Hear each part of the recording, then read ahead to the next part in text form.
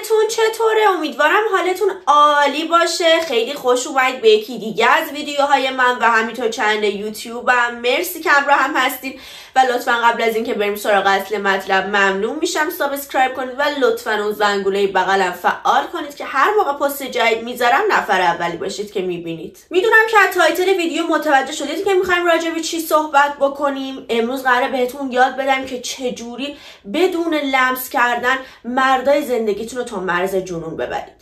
ولی قبلش میخوام یه چیزی رو به این خانومهای عزیزی که فکر میکنن آقایون صرفا با رابطه جنسی، صرفا با اون لمس کردن ها، صرفا با اون کارهایی که حالا خودمون بهتر میدونیم میشه مردها رو وابسته کرد، عاشق کرد، شیفته کرد، بگم که اصلا و ابدا از این خبران نیستش. به خاطر اینکه اصلا این دلیلی که ما خانوم ها، یعنی دقیقا طرز فکر خودمونو دارم میگم، اینجوریم که چون آقایون بیشتر دنبال رابطه جنسی هم، بیشتر دنبال حالا اون لمس کردن هستن، پس با همین چیز هم عاشق و وابسته میشن و خب بعضیا اشتباه میکنن و بدون اینکه به این موضوع فکر کنن سریعا وارد اینجور رابطه میشن با اون لمس کردن های بیش از حد یا حالا هر چیزی که بهتر میدونیم. البته داخل پرانتز من نمیگم این روابط حالا اشتباهه، ابدا صرفا دارم بهتون میگم که شما میتونید بدون اینها، بدون رابطه جنسی، بدون اجازه دادن به اون لمس هایی که حالا خودتون بهتر میدونید، هم میتونید یک مرد رو شیفته خودتون بکنید. طولانیش نمی کنم، بریم سراغ اصل مطلب. اولین چیزی که میخوام بهتون یاد بدم چجوری باید صحبت بکنید که یک مرد مجذوب بشه، شیفته بشه، دیوانه بشه، بدون اینکه اجازه بدید کوچکترین لمسی با شما داشته باشه. این نوع صحبت کردن چیه؟ مثلا هممون عادتمونه دیگه، دوست پسرمون رو که میبینیم، شوهرمون رو که میبینیم، پارتنرمون رو که میبینیم، برمیگردیم بهش میگیم که تو واقعا منو دوست داری؟ تو واقعا عاشق منی؟ بیاین این طرز صحبت رو تغییر بدین. بیا اینجوری صحبت کن: عزیزم تو از چیه من خیلی خوشت اومده؟ تو اولین بار چیه من رو دید که انقدر عاشق من شدی؟ تو اولین بار چی از من رو دوست داشتی که اینجوری شیفته و مجذوب من شدی؟ ببینید من دارم توی حرفام از یه کلمه های استفاده میکنم. چجوری شیفته من شدی؟ چجوری مجذوب من شدی؟ چجوری عاشق من شدی؟ تو اصلا چیه منو دوست داشتی؟ شما دارید با طرز صحبت کردنتون غیر مستقیم به اون طرف این فرکانس رو میدید که تو الان عاشق منی، تو الان شیفته منی، تو الان مجذوب منی. کم کم مرد زندگیتون داره به این موضوع فکر کنه که آره من شیفته این زنم، آره من مجذوب این زنم، و شروع میکنه به پیدا کردن یک دلیل، شروع میکنه به فکر کردن، شروع میکنه به اینکه وای من واقعا یک چیزی از این زن رو دوست دارم ولی اصلا نمیدونم چجوری حتی این موضوع رو بیان کنم. و اینکه شما با حرف زدن هاتون دارید اون رو دیوونه میکنید.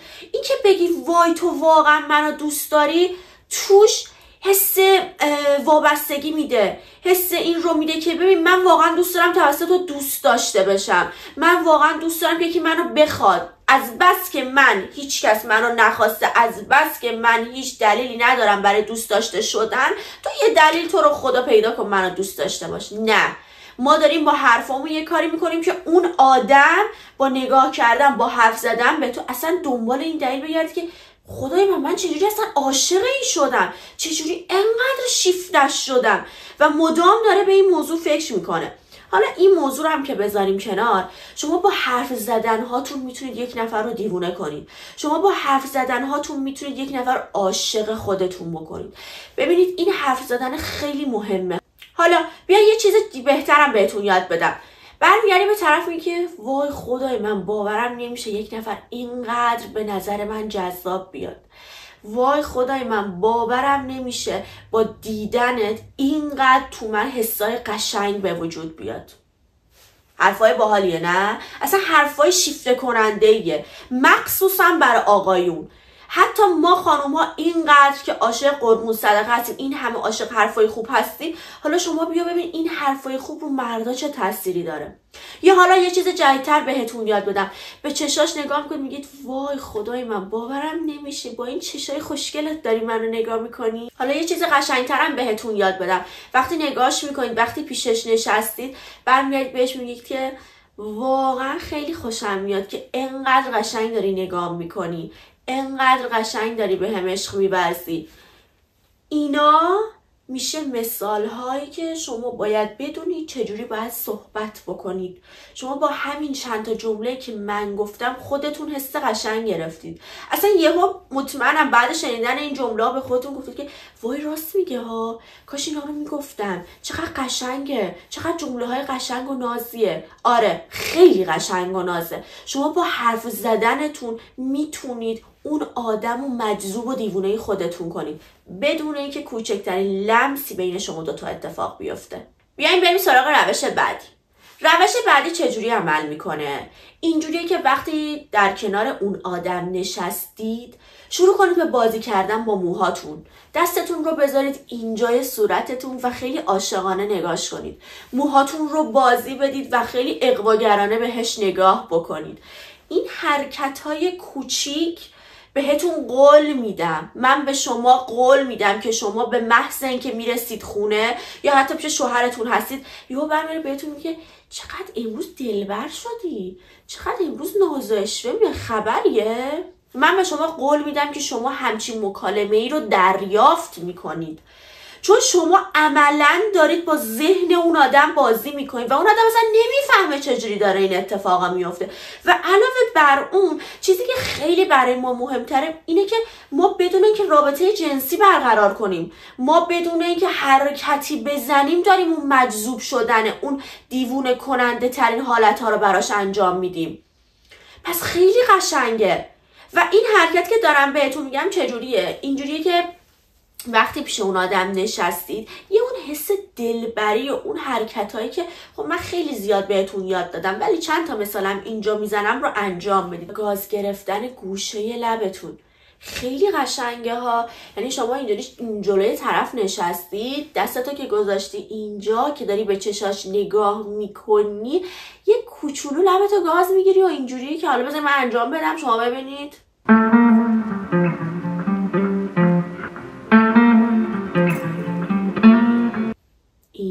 این خیلی خوبه، این خیلی قشنگه، این خیلی نازه. یعنی من الان خب چون جلو دوربینم یه کوچولون حس خجالت رو دارم، نمیتونم قشنگ بهتون نشون بدم، ولی من میدونم که شما کاملا متوجه حرفای من میشید وقتی گوشه لبتون رو گاز میگیرید، وقتی اینجوری با دلبری کردن نگاش میکنید، وقتی با موهاتون بازی میکنید، وقتی که اون یه حس ناز کردن و اشوه اومدن رو نشون میدید. اینا عالیه، اینا بی‌نظیره و من به شما قول میدم 100% جوابه. روش بعدی، این روش رو لطفا خیلی خوب دقت بکنید چون خیلی مهمه. توی این روشی که دارم بهتون یاد میدم حرکت هایی که قراره انجام بدید رو وانمود میکنید که کاملا اتفاقیه، کاملا بدون اینکه شما از قبل برنامه ریزی کرده باشید داره اتفاق میفته. حالا حرکتی که میخوام بهت یاد بدم چیه؟ وقتی شخصیتی نشسته، حالا پارتنرت، شوهرت، دوست پسرت، اصلا کاری ندارم، هر کی که میخوای حرکت ها روش بزنی، وقتی کنارت نشسته خیلی اتفاقی انگار داری خم میشی یک چیزی رو برمیداری، به شونش برخورد کن. یا مثلا وقتی یک چیزی رو میخوای بگی، یک چیزی رو میخوای با واکنش، با هیجان نشون بدی، یهو با دست به شونه هاش میزنی، با دست به روی دستاش میزنی. یا مثلا یک چیز جالبی داره برات تعریف میکنه، تو میخوای وانمود کنی که وای خیلی هیجان زده شدم، خیلی قشنگ بود، خیلی آروم به این قسمتش دست میزنی. خانوما این اتفاقها رو باید وانمود کنید که اتفاقی داره میفته. چون اگه شما وانمود کنید که این اتفاقی نیستش، من خودم دارم این کارا رو انجام میدم، خب یه پیش زمینه باز میشه برای این موضوع که اون بگه خب پس این دختره خوشش میاد که من حالا بهش پیشنهاد رابطه جنسی بدم، حالا پیشنهاد اینو بدم که بخوام لمسش کنم، من هم بخوام این کارا رو انجام بدم. نه، ما اینو نمیخوایم. ما میخوایم جوری وانمود کنیم که آره عزیزم این کارایی که من انجام دادم کاملا اتفاقی بوده و صرفا میخوام توی ذهنت بمونم، صرفا میخوام با ذهنت بازی کنم که خوشت بیاد، که بگی وای چقدر قشنگه این حرکتی که الان این زد، وای چقدر برای من شیفته کننده بود. ما اینو میخوایم و من دارم به شما همینو یاد میدم. این حرکتایی که گفتم رو کاملا وانمود کنید که خیلی اتفاقی پیش اومد، وای عزیزم عذر میخوام، خیلی غیر منتظره پیش اومد و خب تمومه، بیشتر ادامه نمیدم چون اینو میخوام بسپارم به خودتون، چون میدونم خودتون خیلی قشنگ‌تر بلدید انجامش بدید. روش بعدی ازتون میخوام خیلی یهویی، خیلی غیر منتظره یهو بهش نزدیک بشید. بذارید من اینجا یه پرانتز باز بکنم، چون امکان داره بعضیاتون اشتباه این تیکه حرف منو متوجه شده باشید. خیلی یهویی یعنی چی؟ یعنی داره یک چیزی به شما تعریف میکنه، یک چیزی بهتون نشون میده، خیلی غیر منتظره نزدیکش شو، دستو بنداز اینجای شونه هاشو بگو وای چه جالب میشه ببینم، یا خیلی غیر منتظره بهش نزدیک شو و بهش نگاه کنه بگو وای خدای من چقدر این حرف که گفتی برام جذاب بود، یا خیلی غیر منتظره خیلی یهویی برو سمتشو بگو که وای جدی میگی؟ وای منم خیلی دوست دارم که همچین جایی برم، منم خیلی دوست دارم همچین کاری بکنم. اوکیه؟ تا اینجا متوجه شدید؟ حالا اینجا این کارو که کردی دوباره خیلی یهویی غیر منتظره خودتو بکش عقب. چجوری شد؟ خیلی غیر منتظره و یهویی این کارا رو میکنی، خیلی غیر منتظره و یهویی خودتو میکشی عقب. شما دارید دستکاری روانی انجام میدید، شما دارید احساسات این آدم رو به چالش میندازید، شما دارید خیلی رک به اون آدم با این حرکات میگی که ببین هیچ احساس ثابتی بین من و تو وجود نداره، تلاش کن، اگه اونو میخوای تلاش کن احساس ثابته رو در من به وجود بیاری، اگه اون نزدیک شدنه رو میخوای تلاش کن واسه این رابطه، به چالش بنداز خودتو، یه حرکتی بزن. ما همینو میخوایم دیگه، ما میخوایم تو رابطه‌مون طرف برامون تلاش بکنه و کارهایی رو که لازمه برای رابطه‌اش انجام بده. شما با این روش 100% جواب میگیرید، چون دارید به شخص مقابلتون میگید که ببین بین من و تو هنوز احساس ثابتی وجود نداره، اگه هر کدوم از این دوتا رو میخوای باید تلاش بکنی و بعد از این تلاش کردن مطمئن باش اون احساس ثابته به وجود میاد و اون نزدیک شدنه. چی بهتر از این؟ اون آدم هیچی دیگه بیشتر از این نمیخواد و شما همین روش رو روش انجام دادید. تکنیک بعدی، من این تکنیک رو توی یکی از ویدیوها یه اشاره کوچولویی بهش کرده بودم و مجدد قراره بهش اشاره بکنم، چون توی این ویدیو احساس کنم خیلی جای خالیش حس میشه اگه نگم. نحوه چت کردن شما خیلی مهمه. اصولاً اشتباهی که انجام میدید، عکس قدی بفرست، چشم همین الان، میری حموم، وای منم بیام، شما حالا مثلا میگید که وای نه الوبل، یا نمیدونم دوست داری الان با هم چی کار کنیم، دوست داری الان کجا بودیم، اینا رو بندازید اون بر. اینا اصلا به درد نمیخوره. اینا نه تنها به درد نمیخوره، بعد یه مدت هم یه حس منزجر کننده میده. بنداز اون بر. نحوه درست چت کردن شما باید به چه نحوی باشه؟ طرف مقابلتون از سر کار داره میاد به شما پیام میده که عزیزم من همین از سر کارم در اومدم، خیلی خستم، دارم میرم خونه، حالا از باشگاه اومدم، حالا هر جا خستم و این داستانم. برمیگردید میگید که خسته نباشی عزیزم، خیلی بهت افتخار میکنم و که اینجوری داری برای زندگی تلاش میکنی، قربونت بشم، امیدوارم که امروز بعد سر کار بتونیم یه روز خیلی عالی رو در پیش داشته باشیم. اینا چقدر جذاب تره؟ یه لحظه به اون نحوه چتایی که الان یه ذره پیش بهتون گفتم فکر کنید، به اینا فکر کنید. توی این چتا هم کلاس هست، هم شیک بودنه هست، همون حس به دلبری کردنه هست، هم میشه هست. حتی اجازه ندادی طرف نزدیک بشه. آی نمیدونم من دارم میرم همون، وای قربونت بشم الان دوست داشتی منم پیشت بودم؟ نه دوست نداشتم تو الان پیشم بودی. این چرت و پرتا چیه؟ این حرفا و چتای بیمزه و مسخره چیه؟ چت باید قشنگ باشه. شما دارید چت میکنید که به هم نزدیکتر بشید دیگه، بیشتر با هم دیگه حال کنید، بیشتر همو بشناسید دیگه. با آخ من برم همون عکس قدی بده این اتفاقا نمیفته ها، به هیچ عنوان. با این چیزی که من دارم میگم اتفاق میفته، چون مردی که روبروی شماست داره حس آرامش میکنه، در کنار اونم داره هی شیفته تر میشه به تو که ای وای من چقدر دوست دارم این دختره رو، چقدر خوشگله، چقدر جذابه، چقدر شیفته کننده است برای من، بدون اینکه حتی خودش بفهمه. حرف عکس گرفتن و قدی و نمیدونم اینا اومد وسط. یه چیزم بهتون بگم، طرف مقابلتون خب مطمئنا شما عکس میخواد دیگه، خب دوست داره شما رو ببینه، خوشش اومده. وقتی میگه عکس قدی میخوام، شما یه کلمه میخوای جواب بدی. عزیزم عکس قدی نیاز نیست، ما قراره همدیگه رو ببینیم و اینجوری خیلی قشنگتر تا میتونی منو ببینی. این جواب شما بشه برای عکس قدی. مورد بعدی، از شما عکس میخواد، عکسای خوشگل خودتون بگیرید.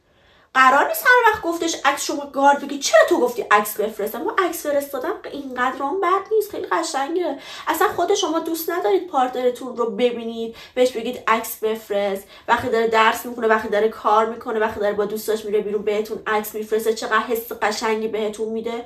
آقایون هم اینطورین، عکس بدید. عکس دادن بد نیست، ولی اینکه یهو طرف بگه عکس قدی بده، عکس لختی بده، بعده که من الان بهت گفتم چی جوابشو بدی، خیلی شیک و ناز جوابشو میدی.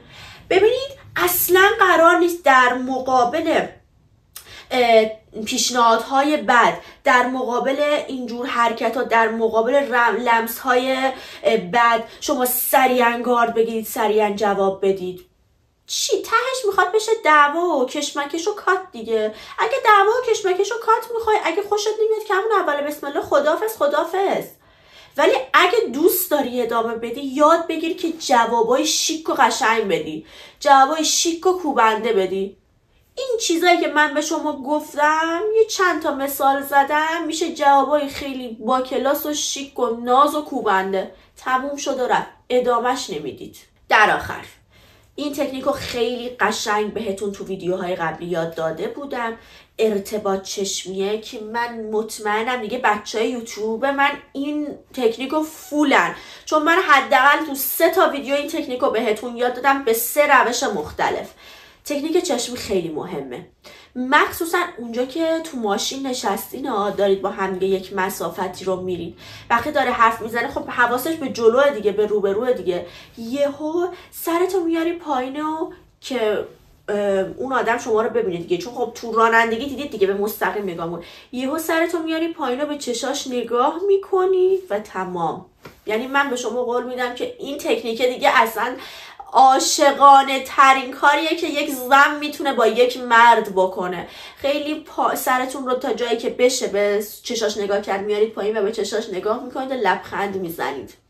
این میشه یه تکنیک توی ماشین، یا حالا توی کافه هستید طرف داره حالا صحبت میکنه، خیلی عاشقانه یهو به چشاش نگاه میکنی، اینجوری خم میشی به چشاش نگاه میکنی و لبخند میزنی دیگه. تمام. به نظر من این تکنیک ها رو اگه انجام بدید دیگه خودتون میتونید نتیجهش رو ببینید دیگه، و دوست دارم که بعد این کارا حتما به هم پیام بدید و نتیجهش رو بگید که چه جوری با این تکنیکایی که بهتون یاد دادم این آدم شیفته و مجذوب شما شده. یعنی من مطمئنم یک مکالمه بسیار عاشقانه قرار خواهید داشت که داخلش نوشته شده باشه که من نمیدونم چه جوری اینقدر دارم شیفتت میشم. خب راستم میگه، نمیدونه، چون ما داریم با دستکاری روانی کارا رو انجام میدیم.